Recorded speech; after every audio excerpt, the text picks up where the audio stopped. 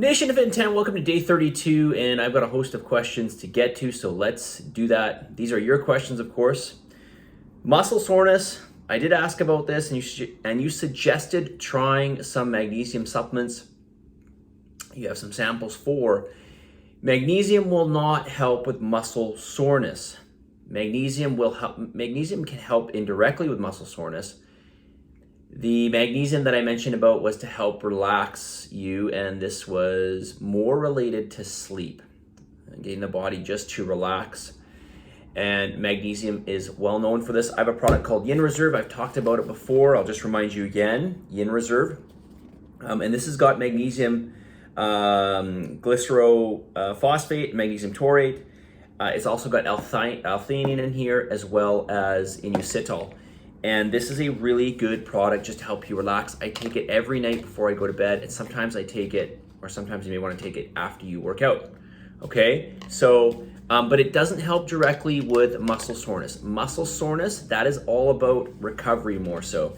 And recovery, mainly two things. Well, three. Adequate amount of protein, adequate amount of calories, and most importantly, enough sleep. Number two, how to deal with uneven flexibility. I have found this week my range of motion has been very asymmetrical. When I do movements, I can feel especially my upper right side and my back, my range of motion is more limited. So this is probably more T-spine related, probably, or it's shoulder related. And sometimes your shoulder, it might feel like it's your upper back, but it could be your shoulder or it could be T-spine. I'm probably gonna say it's probably more T-spine. So rolling out on a foam roller, so actually putting the roller this way across the back and rolling slowly and taking the hands back while still keeping the rib cage down. This is really important. So you're not really causing too much extension through your lower back. This can really help to loosen up that upper back or T-spine area. Something else you may want to do is lie down on a ball, in particular something like a squash ball or a tennis ball, or maybe something even a bit smaller like a golf ball perhaps, but you may want to put a golf ball on like a towel just to give it a little bit of give. And find the area on the back that is really, really tight, because it might just be a knot or something like that in your back. Okay, the other thing you can do is mobility work, things like thread the needle. I'd have to show you this, but we've done them in warm-ups in class before. That can be really helpful as well. Question number 3 here. This person writes, I was incredibly sick with some kind of stomach flu. I tried to adhere to my macros, but wasn't able to keep food down. So obviously lost calories. I ended up being very hungry by the end of the day. What should I do if this happens in the future? Okay, if you are sick and you cannot eat. Obviously you couldn't eat. I'm assuming this was coming out at some end or both ends. In this case, there's nothing you can do. You have to just rest. Rest is number one, because you got to get rid of the bug. Your body's got to all the energy your body has got to go towards fighting whatever you have, whether it's, bacterial or viral. So that's really what you have to do. In terms of eating, there's nothing you can do. If you're going to eat, it's just going to come up or come out the other end, then you just have to just wait. You got to wait it out, okay? But rest. I know it sounds kind of like obvious, but you asked for my answer, so that's the only way. Resting is the most important thing. You need to conserve all your energy to get rid of that illness. Question number 4. This person writes, I was close to 100% compliant, but had one setback attending an annual social event, but didn't drink and managed to stay in my calorie limit with little junk food I did consume. Apart from that, I'm eating 95% whole food a week. I still room for improvement by making minor tweaks. Some examples of tweaks is to move to unflavored kefir, removing some items like baked beans, and maybe reducing some fatty products like butter. Okay, so this is good. So he's already looking at things to improve upon for the following week. This question goes back a couple weeks ago, or maybe more.